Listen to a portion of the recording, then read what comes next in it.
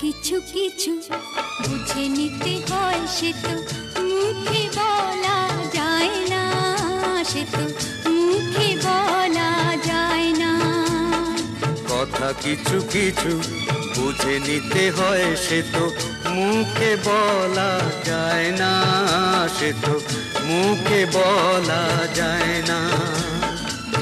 চোখের কথাই মনের কথা, চোখে মনের আয়না।